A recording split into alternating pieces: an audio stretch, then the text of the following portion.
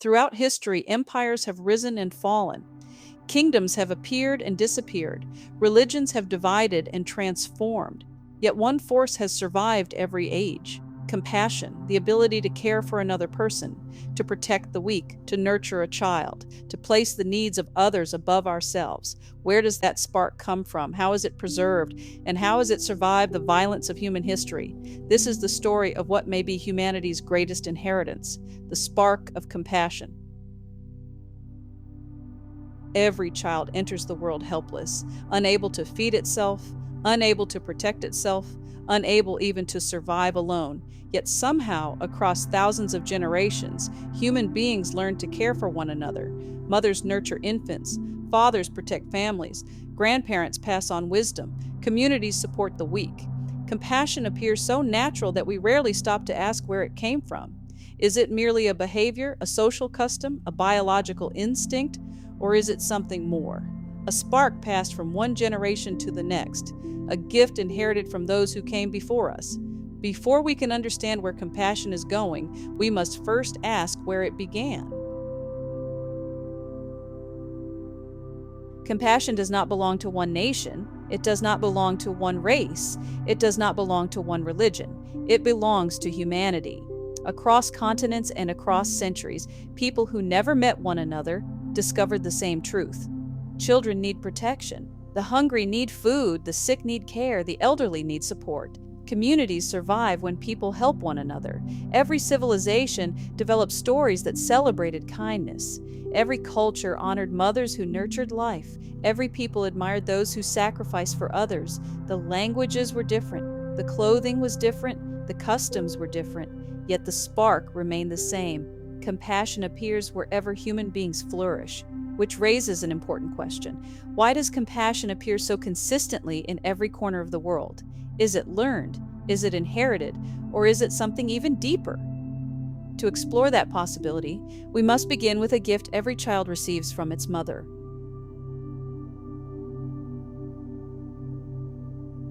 Every person inherits gifts from both mother and father, yet one inheritance follows a unique path: mitochondrial DNA, passed from mother to child, generation after generation, century after century, millennium after millennium, an unbroken chain stretching deep into humanity's past. Every person alive today can trace that inheritance through mothers who nurtured children, protected families, preserved communities, and passed life forward. Mitochondrial DNA does not prove compassion, but it provides a powerful symbol, a reminder that every human being carries a gift transmitted through an ancient maternal line. The spark itself may be cultural, it may be biological, it may be spiritual, or it may be all three.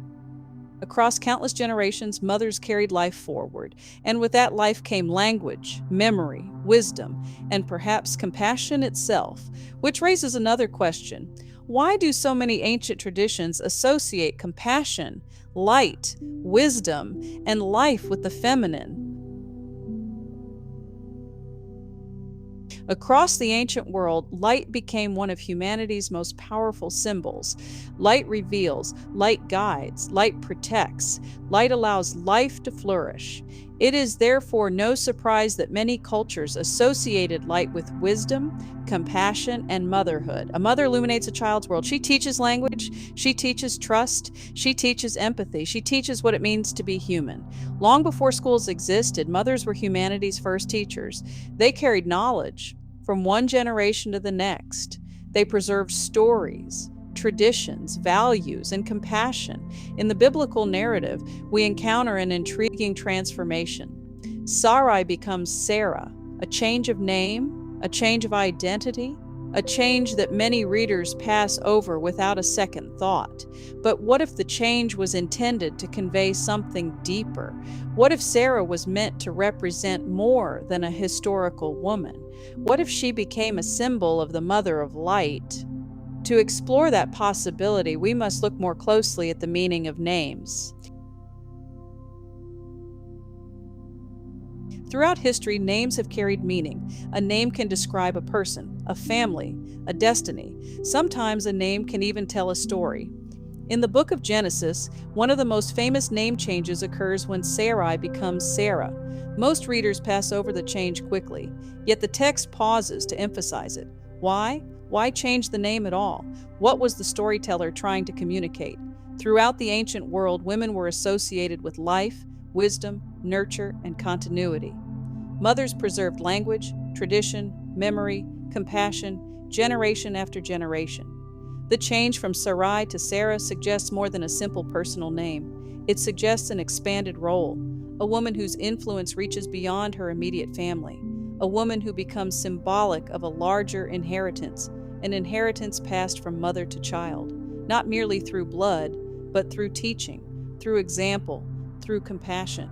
Readers assume the change reflects only a new role or expanded identity, but there is another layer.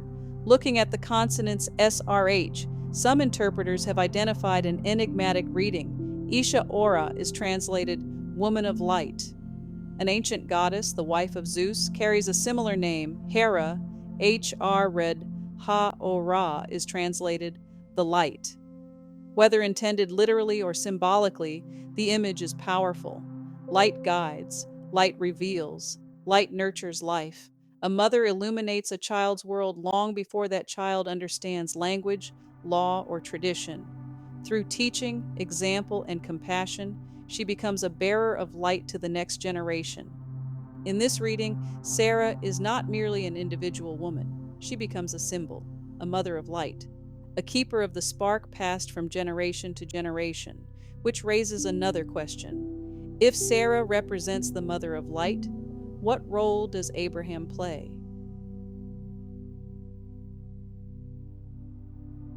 Just as Sarai becomes Sarah, Abram becomes Abraham. Another name change, another transformation, another invitation to look beneath the surface. Ancient storytellers rarely changed names without reason. They wanted readers to notice, to ask questions, to search for deeper meaning. In this presentation, we have explored Sarah as a possible symbol of light, a mother who guides, a teacher who illuminates, a bearer of wisdom passed from generation to generation. But compassion requires more than light. It also requires mercy. Mercy is the decision to protect rather than destroy, to forgive rather than retaliate, to nurture rather than dominate. The name Abram is translated Father Exalted. The traditional reading of BRHM emphasizes Father of many nations. Yet the consonants also invite exploration of a second semantic field associated with mercy, compassion, and nurture. Abraham is translated father womb. Abraham is translated father compassion. The figure of Abraham becomes associated with these qualities throughout later tradition: hospitality, generosity, protection of strangers, care for family, concern for future generations. Whether understood historically, symbolically, or enigmatically, Abraham emerges as an image of compassionate fatherhood. Sarah represents the mother of light. Abraham represents the father of mercy. Together they become keepers of something precious, a spark carried forward through every generation, a spark that would shape families, communities, and civilizations.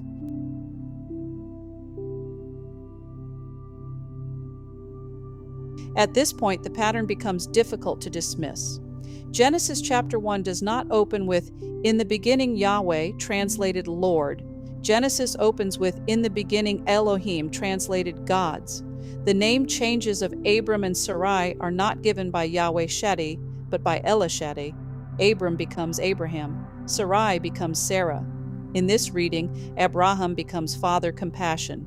Sarah becomes Isha Ora, Woman of Light. Together they echo an older sacred pattern: Ab El and Asherah, Father El and Woman of Light.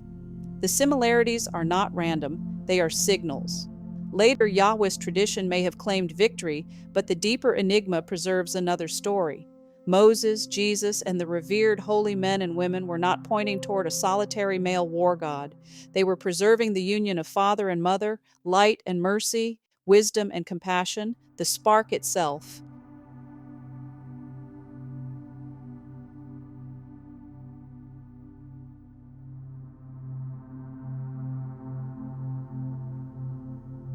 As we approach the end of our investigation, the pattern becomes increasingly clear. The Jesus portrayed in the Gospels repeatedly chooses compassion over coercion. When others speak of punishment, he speaks of forgiveness. When others seek revenge, he teaches mercy. When others divide the world into insiders and outsiders, he welcomes strangers, foreigners, women, children, the poor, and the forgotten. His message is remarkably consistent.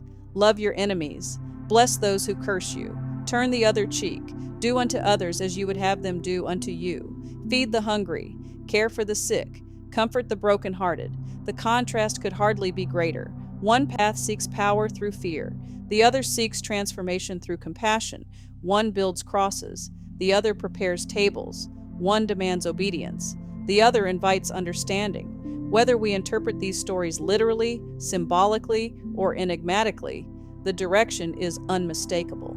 Jesus does not point toward domination, he points toward mercy. He does not elevate violence, he elevates compassion. He does not glorify intimidation, he teaches reconciliation. In the language of this presentation, Jesus appears to stand firmly within the tradition of light and mercy, the tradition of father and mother, the tradition that places compassion at the center of human life. And if that is true, then the spark of compassion did not end with Abraham and Sarah. It did not end with Moses and Miriam. It continued, passed from generation to generation, waiting to be rediscovered. We began with a simple question: where does compassion come from? Every civilization has offered its own answer. Some speak of biology, some speak of culture, some speak of faith, some speak of wisdom passed from one generation to the next. Perhaps all of them contain part of the truth. What remains beyond dispute is this: compassion survives. Empires rise and fall. Kings and kingdoms disappear. Languages change. Religions divide. Yet compassion endures. A mother comforts her child. A father protects his family. A stranger helps someone in need. One generation teaches the next. The spark survives. In this presentation, we have explored an ancient possibility: that humanity's highest ideals were preserved through a partnership, light and mercy, mother and father, wisdom and compassion, not domination, not fear, not violence, but the willingness to care for another human being. Whether expressed through Sarah and Abraham, through Moses and Miriam, through Jesus and Mary Magdalene, or through countless unnamed mothers and fathers throughout history, the message remains the same: compassion is humanity's greatest inheritance, and perhaps its greatest responsibility. The spark has traveled thousands of years to reach us.